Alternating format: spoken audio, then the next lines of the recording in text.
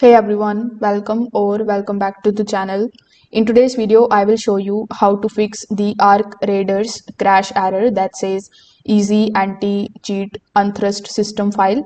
So this issue usually stops the game from launching and crashes it at setup. So here, in order to fix the issue, first of all, you need to completely close your Arc Raiders and the game launcher. Now, when you go to the Easy Anti-Cheat setup folder inside the game directory, you need to run the Easy Anti-Cheat setup as administrator. This particular thing is going to repair and wait for the process to finish. Now, once this step is done, simply restart your computer and make sure that all of the changes apply properly. After restart, simply launch the game again and check if the error is gone or if it is still there. If the problem still continues, you can just simply open the command prompt by clicking on this search icon here in the bottom. In the command prompt, you can run the command prompt as administrator, and you can also run a system file to check to fix the corrupted file windows.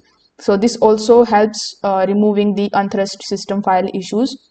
Also, you can turn off any of the background apps relating to the screen recording, overlays, or performance boosters because they can also trigger this error with easy anti-cheat. If this video helped you out, make sure that you like this video and subscribe to the channel. Thanks for watching.